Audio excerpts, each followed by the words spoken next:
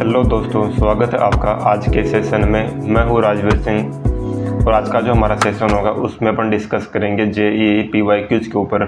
हमारा जो last session था उसके अंदर भी हमने कॉम्प्लेक्स नंबर के ऊपर कुछ क्वेश्चंस किए थे, तो उसी टॉपिक को अपन आगे कंटिन्यू करते हैं आज। तो हमारा फर्स्ट क्वेश्चन जो है वो गिवन है, हमें कोई दो कॉम्प्लेक्स नंबर दे रखी है जेड और डब्लू। दोनों इस प्रकार से हैं कि दोनों का मॉड्यूलस जो है वो less than is equal to 1 दिया गया है हमें। इसके अलावा अपने को दे रखा है यहाँ पे कि जेड प्लस आयोटा डब्लू का modulus is equal to Z minus iota W conjugate का मॉड्यूलस इज इक्वल टू 2। अगर हम बात करें मॉड्यूलस की, मान लो हमारे पास में कोई कॉम्प्लेक्स नंबर है जेड, उसका जो मॉड्यूलस होगा मॉड्यूलस ऑफ जेड, इसको हम इस तरीके से भी लिख सकते हैं मॉड ऑफ जेड माइनस 0, यानी कि ये जो मॉड्यूलस है ये इस कॉम्प्लेक्स नंबर की ओरिजिन से जो डिस्टेंस होती है उसको रिप्रेजेंट करता है। मान लो कि हमारे पास में ये कॉम्प्लेक्स नंबर गिवन है जेड और ये हमारे पास में ओरिजिन गिवन है, इनके बीच की जो डिस्टेंस होगी उसको हम बोलेंगे मॉड ऑफ जेड। तो सेम चीज़ यहाँ पे अपन अप्लाई करते हैं। तो देखो इसको हम इस तरीके से भी लिख सकते हैं जेड माइनस आयोटा ओमेगा का मॉड्यूलस, मतलब ये हमारे पास में क्या हो गया, जेड की माइनस आयोटा ओमेगा से डिस्टेंस हो गई। तो यहाँ पे अपने को दे रखा है जेड जो है वो इस प्रकार से लाई करता है कि वो minus iota omega and iota omega conjugate दोनों से सेम डिस्टेंस के ऊपर हो। तो हम एक बार ग्राफ के ऊपर चेक कर लेते हैं कि iota omega and iota omega conjugate जो है वो कहाँ पे लाई करते हैं, किस तरीके से उनकी पोजीशन है वो अपन देख लेते हैं एक बार।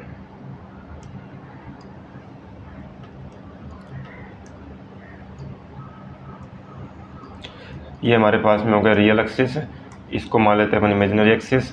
ये हमारे पास में हो गया ओरिजिन। हम एक बार फर्स्ट क्वाड्रेंट में कोई एक कॉम्प्लेक्स नंबर ओमेगा ले लेते हैं, ए कोमा बी। यहाँ पे ए जो है इसका रियल पार्ट हो गया और बी इसका इमेजिनरी पार्ट हो गया। तो ओमेगा इज इक्वल हम लिख सकते हैं ए प्लस बी आयोटा। अब यहाँ पे अपने को क्या करना है, माइनस आयोटा ओमेगा को चेक करना है कि वो कहाँ पे लाई करता है। तो माइनस आयोटा ओमेगा देख लेते हैं किसके इक्वल होता है। तो ओमेगा को माइनस आयोटा से मल्टीप्लाई करेंगे तो माइनस में ए आयोटा प्लस बी हमारे पास में हो जाएगा। देखो माइनस को प्लस से मल्टीप्लाई किया तो माइनस होता है, लेकिन आयोटा को आयोटा से मल्टीप्लाई किया तो आयोटा स्क्वायर जो -1 होता है तो माइनस माइनस प्लस हो जाएगा यहाँ पे। अब इसमें देखो रियल पार्ट पॉजिटिव आ रहा है एंड इमेजिनरी पार्ट नेगेटिव आ रहा है, तो ये हमारे पास में चला जाएगा फोर्थ क्वाड्रेंट में। तो फोर्थ क्वाड्रेंट में आ जाएगा माइनस आयोटा ओमेगा और इसके जो कोऑर्डिनेट है वो हो जाएंगे बी कोमा माइनस ए। उसके बाद में बात करते हैं अपन आयोटा ओमेगा कॉन्जुगेट की।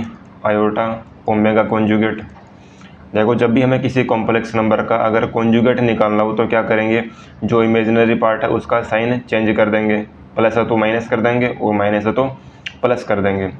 तो यहाँ पे ओमेगा दे रखा है ए प्लस बी आयोटा, अगर हम इसका कॉन्जुगेट निकालें तो आ जाएगा ए माइनस बी आयोटा। इसको मल्टीप्लाई कर देते हैं आयोटा से, तो a iota minus b iota square होगा जो कि -1 होता है तो प्लस का हो जाएगा। ये रियल पार्ट इमेजिनरी पार्ट दोनों पॉजिटिव आ रहे हैं, तो ये हमारे पास में फिर से फर्स्ट क्वाड्रेंट में जाएगा। मान लेते हैं यहाँ पे हमारे पास में कुछ आ जाएगा ये आयोटा ओमेगा कॉन्जुगेट, इसके कोऑर्डिनेट आ जाएंगे हमारे पास में बी कोमा ए, मतलब ये दोनों के दोनों जो पॉइंट है वो एक ही लाइन के ऊपर लाई करेंगे। मतलब यहाँ पे मान लेते हैं कुछ ओके। और ये जो लाइन हमारे पास में होगी ये लाइन वाई एक्सिस के पैरेलल होगी। अब जेड जो है वो इस प्रकार से लाई करेगा कि वो दोनों पॉइंट से सेम डिस्टेंस के ऊपर हो, तो हम इजीली देख सकते हैं कि जेड जो है वो रियल एक्सिस के ऊपर ही लाई करेगा, क्योंकि रियल एक्सिस के ऊपर हम जितने भी पॉइंट ले रहे हैं वो क्या होंगे, इससे सेम डिस्टेंस के ऊपर होंगे हमारे पास में, ठीक है।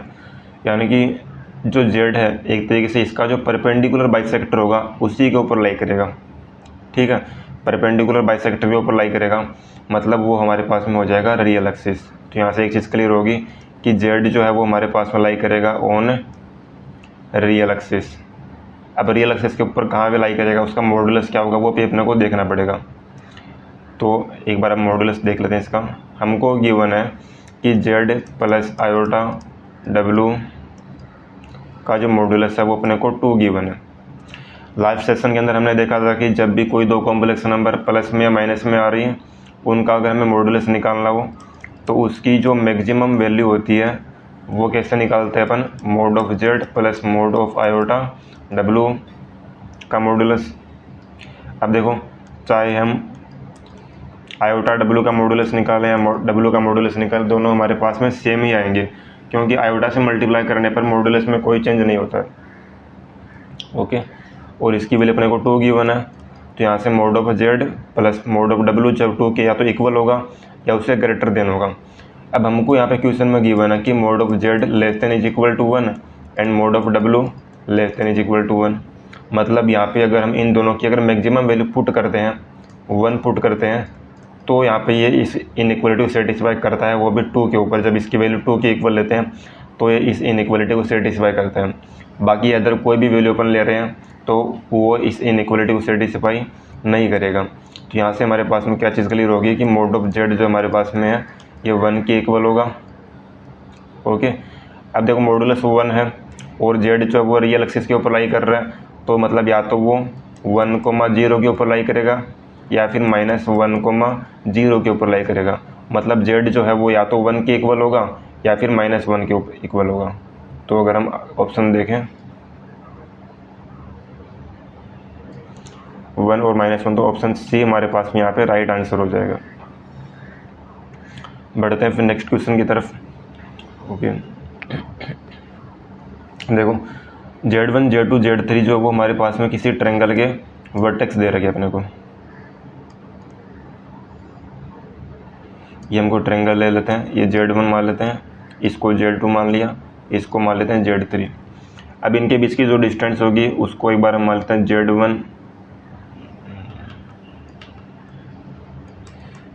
माइनस Z3 का मॉडुलस। मॉडुलस जो होता है वो एक तरीके से डिस्टेंस को ही रिप्रेजेंट करता है। और ये जो डिस्टेंस अगर हम बात करें इसकी में, तो ये हमारे पास में हो जाएगी Z2 माइनस Z3 या Z3 माइनस Z2 करें, दोनों सेम ही चीज़ें हैं। ओके, ये डिस्टेंस हमारे पास में हो जाएगी Z1 माइनस Z3, मान लो इसको एक बार। ओके, देखो अपने को इक्वेशन दे रखी है यहाँ पे कि Z1 minus Z3 upon Z2 minus Z3 is equal to 1 minus iota √3 upon 2 given है। तो अगर मैं दोनों साइड अगर इनका मॉडुलस लेता हूँ तो हमारे पास कुछ इस प्रकार से आएगा। देखो मॉडुलस की प्रॉपर्टी होती है कि जब भी दो कॉम्प्लेक्स नंबर अगर डिवाइड में हो, उनका मॉडुलस निकालना हो, तो दोनों का अलग अलग मॉडुलस निकाल के डिवाइड कर सकते हैं। मतलब यहाँ पे Z1 माइनस Z3 का मॉडुलस निकाल लिया हमने, नीचे Z2 माइनस Z3 का मॉडुलस निकाल लेंगे, और इधर हम निकाल लेंगे 1 माइनस आयोटा √3 का मॉडुलस, और नीचे 2 का मॉडुलस जो कि 2 ही होता है। अब जब भी किसी कॉम्प्लेक्स नंबर का मॉडुलस निकालना हो कैसे करते हैं, अंडर रूट में रियल पार्ट का स्क्वायर प्लस इमेजिनरी पार्ट का स्क्वायर, मतलब √3 का स्क्वायर, और 2 का मॉडुलस 2 ही हो जाएगा। ऊपर √3 का स्क्वायर 1 होता है, 1 और 3 4 का स्क्वायर रूट हमारे पास में 2 आएगा, 2/2 इज इक्वल टू 1, मतलब इनका मॉडुलस हमारे पास में 1 आ गया। अब यहाँ से अगर हम देखें तो हमारे पास में आ जाएगा Z1 माइनस Z3 का modulus is equal to Z2 minus Z3 का मॉडुलस। मतलब हमारे पास में ये वाली डिस्टेंस एंड ये वाली डिस्टेंस दोनों आपस में इक्वल आ रही है। मतलब ये हुआ कि ट्रायंगल जो है उसकी दो साइड हमारे पास में इक्वल आ गई। अब दो साइड इक्वल है हमारे पास में, तो ट्रायंगल या तो आइसोस्केलेस हो सकता है या फिर ऐसा भी हो सकता है कि ट्रायंगल हमारे पास में इक्विलैटरल हो जाए। तो इसके लिए अपने को एंगल और चेक करना पड़ेगा इसका। हम एक काम करते हैं, इनके बीच का जो ये वाला एंगल है इसको निकाल लेते हैं एक बार अपन। ये हमारे पास में क्या होगा, इन दोनों का क्या होगा, आर्ग्यूमेंट होगा। मतलब हमने जो इक्वेशन दे रखी है हम उसका एक तरीके से आर्ग्यूमेंट निकाल लेते हैं। अच्छा, एक चीज़ और, हम देखो ट्रायंगल के अंदर एंगल ले रहे हैं कोई ना कोई एक, तो हम एक काम करते हैं, जो ट्रायंगल का जो हमारे पास में न्यून कोण जो होता है उसी को हम कैलकुलेट करेंगे एक बार, ठीक है। जो हमारे पास में 90 डिग्री से कम वाला एंगल है उसको हम कैलकुलेट करते हैं पहले। तो उसके लिए हमें क्या करना पड़ेगा, एंगल को फर्स्ट क्वाड्रेंट में ही लेना पड़ेगा। हमें गिवन है यहाँ पे Z1 minus Z3 upon Z2 minus Z3 is equal 1 minus iota √3 upon 2। Okay, यहाँ पे देखो हमारे पास में जो कॉम्प्लेक्स नंबर आ रही है उसका रियल पार्ट पॉजिटिव आ रहा है, इमेजिनरी पार्ट उसका नेगेटिव आ रहा है।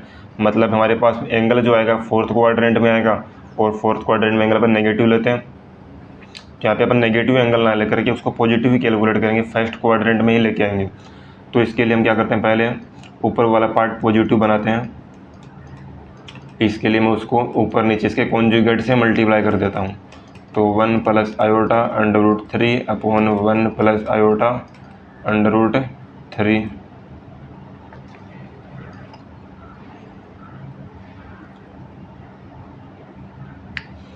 ओके, ऊपर मल्टीप्लाई किया इसको तो 1 - i² जो -1 होता है तो प्लस हो जाएगा ये 3/2 1 + i√3। 3 + 1 4 होता है, 4 में 2 का डिवाइड करेंगे तो हमारे पास में आ जाएगा 2/1 + i√3। दोनों का रेसिप्रोकल ले लेते हैं यहाँ पे अपन।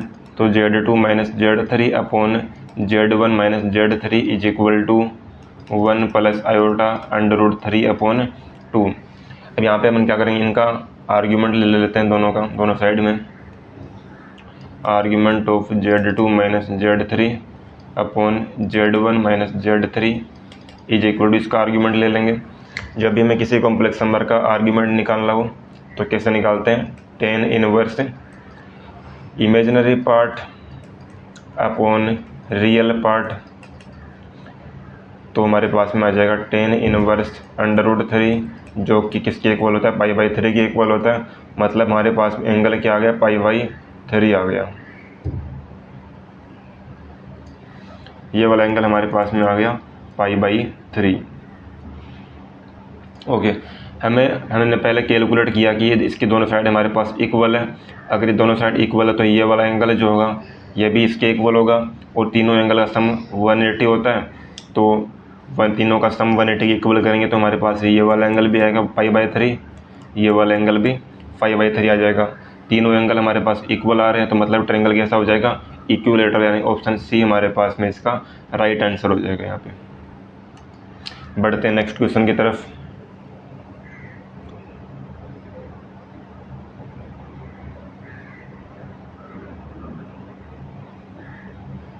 ओके, नेक्स्ट क्वेश्चन अपने को गिवन है जेड, कोई अपने को कॉम्प्लेक्स नंबर दे रखी है और हमें एक टर्म दे रखी है, उसकी वैल्यू अपने को निकालनी है।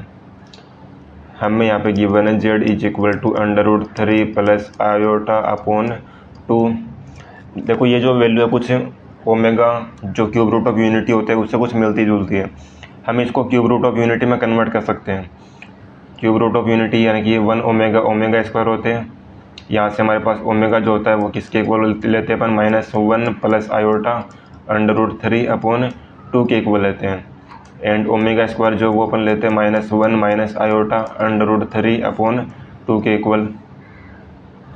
तो देखो इस यहाँ पे हम क्या कर सकते हैं, इसको अगर हम ओमेगा स्क्वायर में कन्वर्ट करना है तो इसको मैं ऊपर नीचे आयोटा से मल्टीप्लाई कर देता हूँ। नीचे आयोटा से मल्टीप्लाई किया तो 2 आयोटा बन जाएगा, ऊपर आयोटा से मल्टीप्लाई करेंगे तो आयोटा को आयोटा से किया, आयोटा स्क्वायर जो कि -1 होता है प्लस आयोटा √3 हो जाएगा। और ये हमारे पास में होता है ओमेगा के इक्वल। ठीक है, तो जेड जो है वो हमारे पास में किसके, ओमेगा अपॉन आयोटा के इक्वल आ जाएगा। यानी कि ये जो वैल्यू हमारे पास में, ये हमारे पास में होती है ओमेगा, तो इसकी जगह पे रख दिया ओमेगा अपॉन आयोटा। और 1 अपॉन आयोटा जो होता है ये माइनस आयोटा के इक्वल होता है, तो ये वहाँ से हमारे पास में माइनस आयोटा ओमेगा आ जाएगा। जेड हमारे पास में आएगा माइनस आयोटा ओमेगा। और हमें वैल्यू कैलकुलेट करनी है 1 + आयोटा जेड प्लस जेड की पावर 5 प्लस आयोटा जेड की पावर 8 की होल पावर 9। इसकी वैल्यू निकालनी है हमें। तो जहाँ पे जेड है उधर हम क्या करेंगे, माइनस का आयोटा पुट कर देंगे। तो 1 + आयोटा इंटू में माइनस का iota omega plus minus iota omega की power 5 plus iota minus iota omega की पावर 8 की पावर 9 कर देंगे। यहाँ पे आयोटा को आयोटा से मल्टीप्लाई किया तो आयोटा स्क्वायर होता है जिसकी वैल्यू -1 होती है, पहले से माइनस है तो माइनस माइनस प्लस बन जाएगा। ये माइनस आयोटा की पावर 5 करेंगे तो -2 आ गया बाहर, आयोटा की पावर 5 होता है आयोटा ओमेगा की पावर 5 करेंगे तो वो हो जाएगा ओमेगा स्क्वायर। देखो इसको भी समझते एक बार अपन आगे।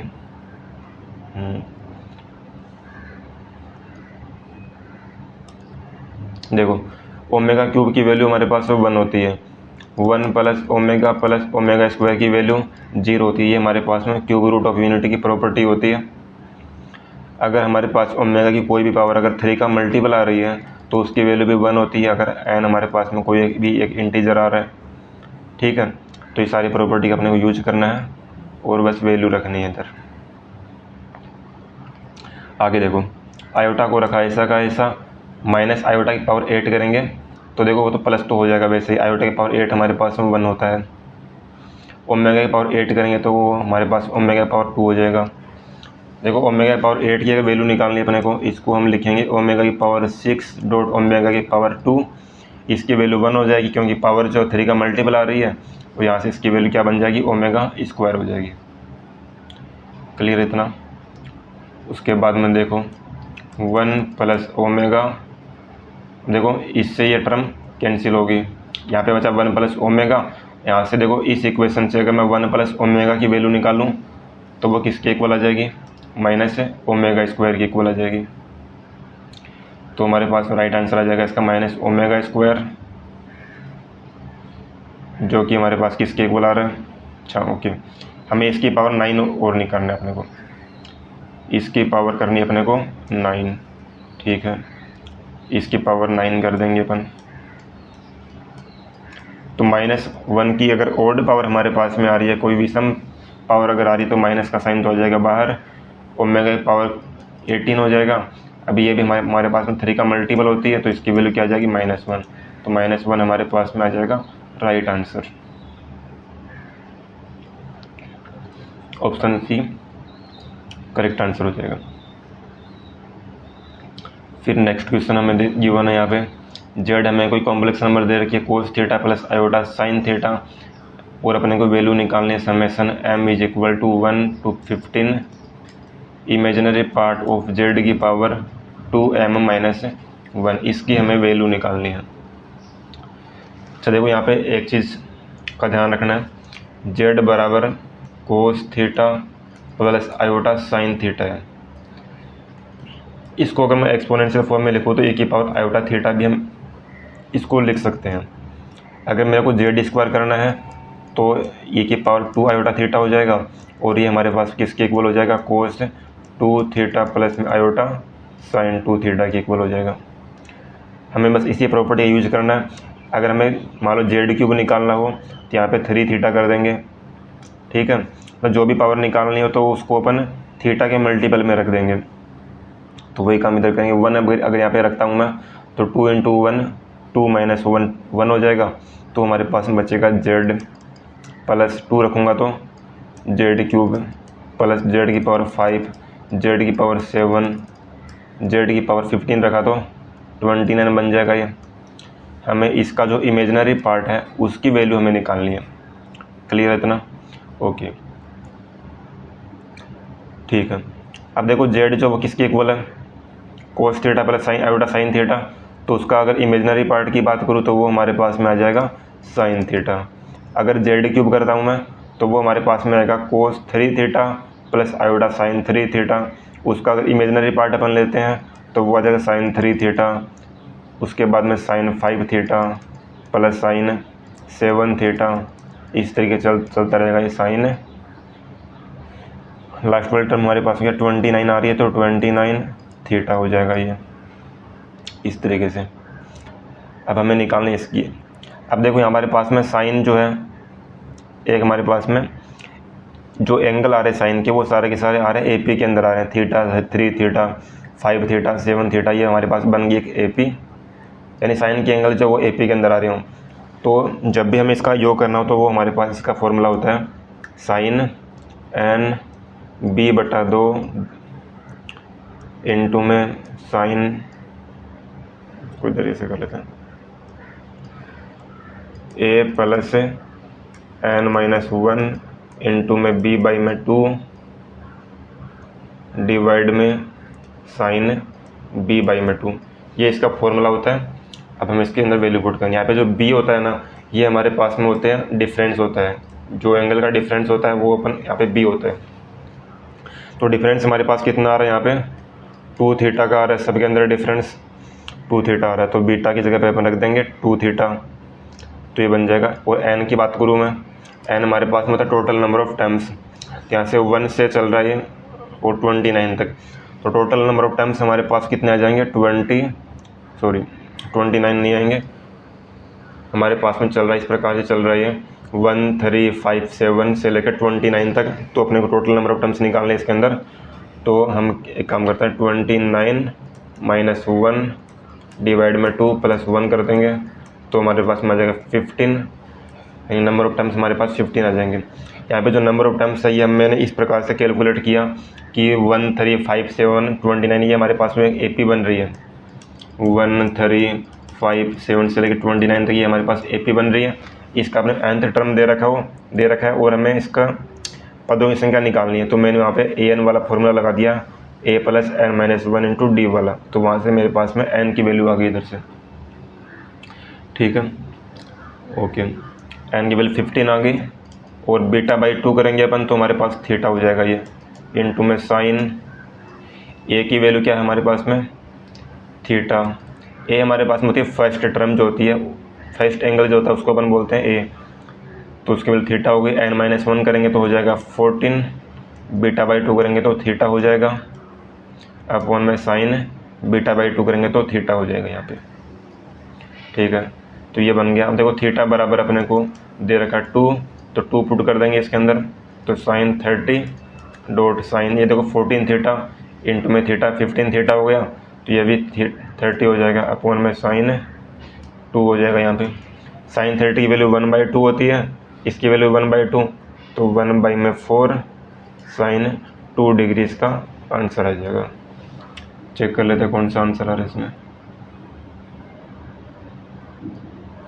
1/4 साइन 2 डिग्री, तो ऑप्शन डी इसका राइट आंसर आ जाएगा यहाँ पे।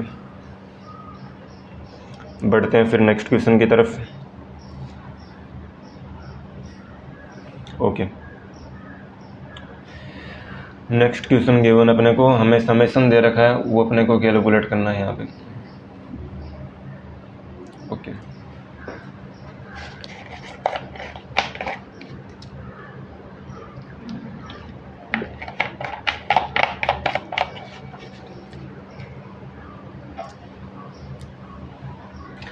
देखो हम क्यूब रूट ऑफ यूनिटी निकालते हैं, उसी प्रकार से अगर अपने को मान लो 1 की कोई nth पावर अगर अपने निकालनी हो तो हम कैसे निकाल, मतलब x की पावर, सॉरी इधर लिखता हूँ मैं एक बार, चेंज कर दें थोड़ा सा,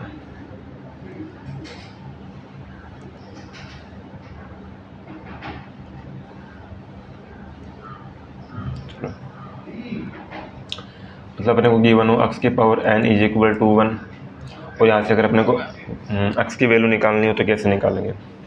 ये 1 जो है इसको हम क्या लिख सकते हैं, कोस 0 प्लस आयोटा साइन 0 भी लिख सकते हैं अपन, ठीक है। या फिर इसको हम e की पावर में आयोटा 0 भी लिख सकते हैं, ठीक है। देखो जब भी अपने को nth रूट ऑफ यूनिटी निकालना हो तो हम सिंपल सा स्टेप क्या करना है, पहले 1 का निकाले, तो 1 को मैंने लिखा कोस 0 प्लस आयोटा साइन 0, इसको सोल्व करेंगे तो हमारे पास में इसकी वैल्यू 1 ही आएगी। उसके बाद में अपने को करना क्या है, इसके अंदर 0 के अंदर 2k पाई ऐड करना है, तो 0 में 2k पाई ऐड करेंगे तो हमारे पास बन जाएगा ये 2k पाई, ओके, प्लस में आयोटा साइन 2k पाई, ओके।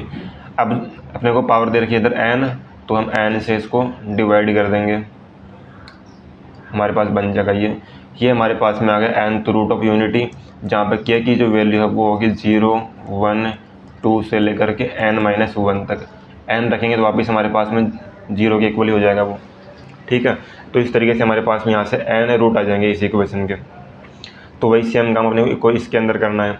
यहाँ पे देखो n की जगह पे अपने को 7 दे रखा है इधर, पहले तो देखो इसको अपन इस फॉर्म में कन्वर्ट करते हैं, कोस theta plus iota sine theta, तो हम इसको आयोटा से मल्टीप्लाई करते हैं और आयोटा से डिवाइड कर देंगे, तो 1 अपॉन आयोटा तो मैंने बाहर लिखा, summation k is equal 1 to 6, इसको आयोटा से मल्टीप्लाई करेंगे तो ये हो जाएगा आयोटा साइन 2k π/7। आयोटा को आयोटा से किया तो -1 होता है, पहले से माइनस है तो प्लस हो जाएगा, cos 2k π/7 हो जाएगा। तो ध्यान से देखो हमारे पास में k की वैल्यू 1 to 6 आ रही है यहाँ पे, और बाकी हमारे पास अंदर सेम ही टर्म आ रही है cos 2k π/7 plus iota sign 2k π/7। मतलब ये हमारे पास में cube root of 7th power, मतलब x की पावर 7 इज इक्वल टू, अगर 1 करते हैं हम तो यहाँ से x का जो सॉल्यूशन होगा वो हमारे पास में इधर से आ जाएंगे सारे के सारे। यहाँ पे हमारे पास में 6 रूट आएंगे इस इक्वेशन के, ठीक है। अब इसमें हमारे पास में एक प्रॉपर्टी होती है कि हमारे पास जितने भी रूट आ रहे हैं उन सब का सम जो होता है वो 0 होता है, ठीक है। जैसे अपन क्यूब रूट ऑफ यूनिटी अपन करते हैं तो उसमें तीनों रूट जो होते हैं उनका सम क्या होता है 0 होता है। जैसे x³ इज इक्वल टू 1 कर रहे हैं तो यहाँ से हमारे पास 1 ओमेगा ओमेगा स्क्वायर इसके सॉल्यूशन आते हैं, और तीनों का सम जो होता है वो हमारे पास में 0 होता है। उसी प्रकार से अगर हम nth पावर भी कर रहे हैं अपन तो सब जितने भी रूट आएंगे सबका सम जो होगा वो 0 ही होगा। यहाँ पे n की जगह पर 7 रख रहे हैं तो जितने भी रूट आएंगे सबका सम क्या होगा 0 होगा, ओके। तो यहाँ पे अपन कर देंगे, देखो 1 में आयोटा, यहाँ से हमारे पास में 6 सॉल्यूशन दे रखे हैं, इस इक्वेशन 6 सॉल्यूशन यहाँ पे दे रखे हैं, उनका अपने को सम का सम करना है। मतलब हम ये समझ सकते हैं कि मान लो हमारे पास 7th रूट ऑफ यूनिटी आ रहा है, x की पावर 7 इज इक्वल टू 1 कर रहे हैं तो यहाँ से इसके रूट मान लो कि 1 alpha square alpha cube alpha की पावर 4 से लेकर के एल्फ़ा की पावर 6 तक आ रहा है। मान लो ये हमारे पास इसके सॉल्यूशन आ रहे हैं, तो यहाँ पे अपने को alpha square alpha cube alpha की पावर 4 से लेकर एल्फ़ा की पावर 6 कर देते हैं, ठीक है। इन सब का अपने को सम निकालना है, सबका सम क्या होगा, इन सब का सम जो होता है वो हमारे पास में होता है 0 के इक्वल। यहाँ से अगर मैं करूँ alpha plus alpha square plus alpha cube alpha की पावर 4 प्लस एल्फ़ा की पावर 5 एल्फ़ा की पावर 6, तो वो हमारे पास में आ जाएगा -1। हमें इसी की वैल्यू निकालनी है। हमें जितनी भी वैल्यू दे रखी है यहाँ पे k की जगह पे अपन 1 से 6 तक अगर वैल्यू रखते हैं तो हमारे पास में एल्फ़ा स्क्वायर इन सब की वैल्यू हमारे पास में आएगी, और सबका अपने को सम करना है तो वो हमारे पास में हो जाएगा -1 के इक्वल। मतलब इन सब की जो वैल्यू है वो हमारे पास -1 आ जाएगी, और 1 आयोटा जो होता है वो माइनस आयोटा के इक्वल होता है। इसको -1 से मल्टीप्लाई किया तो आयोटा हमारे पास में इसका आंसर आ जाएगा।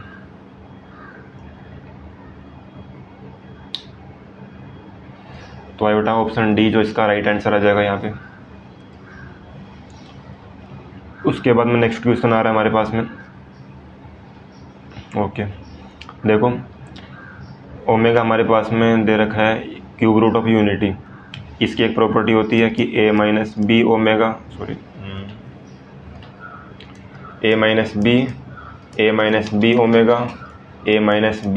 स्क्वायर, ये हमारे पास में होता है a³ माइनस बी क्यूब के इक्वल। इनको अगर हम सोल्व करेंगे तो हमारे पास में a³ माइनस बी क्यूब ही आएगा। यहाँ पे जो 1 दे रखा है इसको हम लिख सकते हैं 2 माइनस ओमेगा स्क्वायर, ठीक है।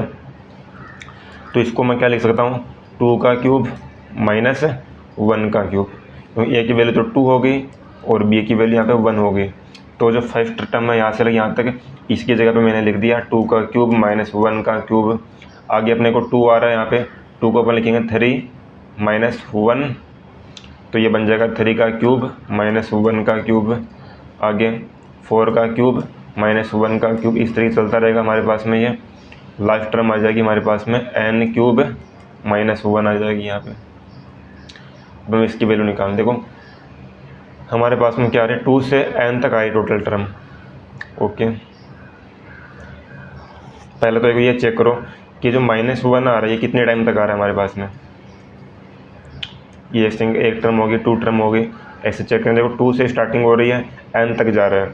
अगर 1 से स्टार्टिंग होती है तो टोटल टर्म n होते हैं, 1 इसमें नहीं है तो n-1 टर्म हो जाएंगे। तो -1 जो है ना ये हमारे पास चलता रहेगा n टाइम्स तक, ऐसे -1 ऐसे चलता रहेगा। ये n-1 टाइम तक ये चलता रहेगा। तो सबका सम करेंगे तो हमारे पास n-1 ही हो जाएगा, ओके। या फिर एक काम और कर सकते हैं इसके अंदर अपन, चलो इसमें मैंने क्या किया, 1 का क्यूब ऐड कर दिया और 1 का क्यूब ही माइनस कर देता हूँ इसमें से, कोई फ़र्क नहीं पड़ेगा इसमें।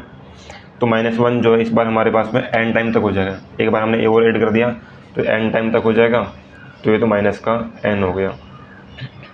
उसके बाद में हमारे पास इधर बचा 1 का cube plus 2 cube plus 3 cube से लेकर के n क्यूब तक, इधर माइनस का n हो गया।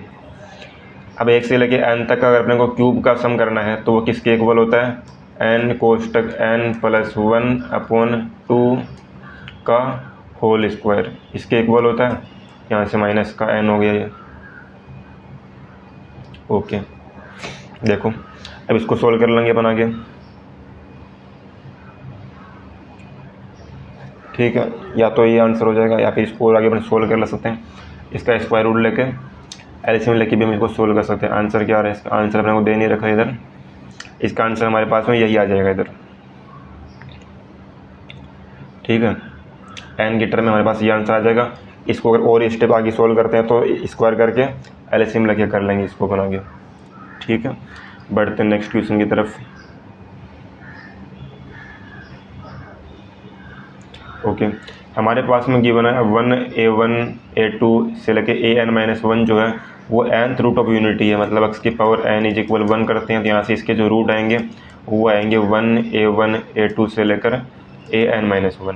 ओके, देखो एक चीज़ और यहाँ पे, जब भी हमें कोई एक पॉलिनोमियल इक्वेशन दे रखी है और अगर हमें उसके रूट दे रखे हैं तो हम उस इक्वेशन को क्या लिख सकते हैं, देखो 1 अगर इसका एक रूट है तो मतलब ये होगा कि x-1 जो होगा वो एक इसका एक फैक्टर होगा।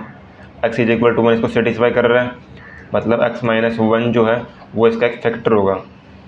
फैक्टर का मतलब हो गया कि x के पावर n-1 में अगर मैं x के power n-1 is equal to 0, इसमें अगर मैं x-1 का डिवाइड करूँगा तो वो पूरा डिवाइड होगा।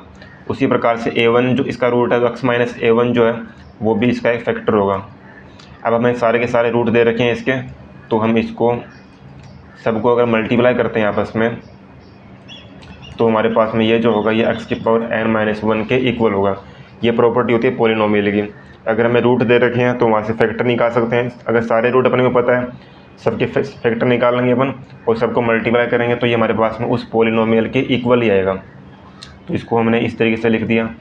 अब हमें जो क्वेश्चन दे रखा है उसमें x की जगह पे 1 गिवन है तो 1 पुट कर देंगे। पहले देखिए काम करते हैं, जो x-1 है उसको हम उस साइड में भेज देते हैं, x-a1 x-a2 से लेके x-an-1 is equal to x की पावर n-1 अपॉन x-1,